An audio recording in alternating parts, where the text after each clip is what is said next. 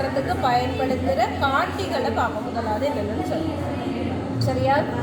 ஆய்வு கூடத்தில் என்னென்னத்தை பயன்படுத்தி அமிலத்தையும் மூலத்தையும் கண்டுபிடிக்கிறது. ஏன்னா நிறமில்லை மனமில்லாத திரவங்கள் தானே அது. அப்போ ஐடென்டிஃபை பண்ணுறதுக்காக தான் நாங்கள் காட்டிகளை பயன்படுத்துவோம்.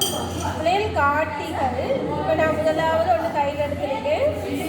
இதனுடைய பெயர் வந்து லிட்மஸ் பேப்பர் அல்லது பாசிச்சாயத்தாள்னு சொல்லலாம். பாசிச்சாயத்தாள் 2 கலர்ஸ் தான், நீலமும் சிவப்பு. சிவப்பு நிறம் அமிலத்துக்குரிய நிறம்னு ஞாபகம் வச்சுக்கொள்ளுங்க. அப்போ சிவப்பை போட்டால் அது சிவப்பாக தான் இருக்கும் அமிலத்தில், நீலத்தை போட்டால் அது சிவப்பாக மாறும் அமிலத்தில். சரியா? இது அமிலத்துக்குரிய நிறம் சிவப்பு.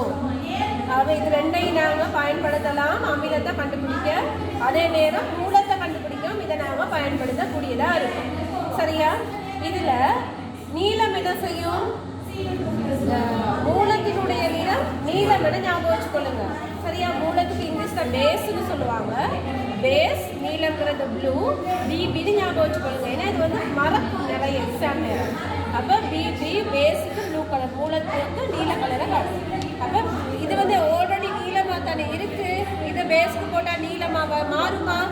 மாறாது. ஆனால் இது ரெட்டாக இருக்கனால பேஸினுடைய கலர் மூலத்தினுடைய கலர் நீலங்கிறதுனால இது என்னவா மாறும்? நீளமாக மாறும். சரியா? ஆகவே இது ரெண்டும் அமிலத்தையும் மூலத்தையும் இனங்காண பயன்படும் 2 காட்டிகள். சரியா? அடுத்த காட்டி தம்பி இது வந்து இதனுடைய பெயர் பிஹெச் தாள். பிஹெச் தாள். பிஹெச் என்பது அமிலத்தினுடைய மூலத்தினுடைய வலிமையை கண்டுபிடிக்க எங்களுக்கு பயன்படுத்தப்படும் ஒரு காட்டி. இங்கே பாருங்க, நம்பர் போட்டிருக்கு தானே. இப்போ இது வந்து இந்த எல்லோ கலர் வந்து தண்ணிக்குள்ளே போட்டோன்னே இதில் ஏதாவது ஒரு கலராக மாறும். அதாவது நம்ம வச்சுருக்க திரவத்துக்குள்ளே போட்டோன்னே இதில் ஏதாவது ஒரு கலராக மாறும். அதை வச்சு எங்களுடைய அமிலத்தன்மையும் மூலத்தன்மையும் கண்டுபிடிக்கலாம்.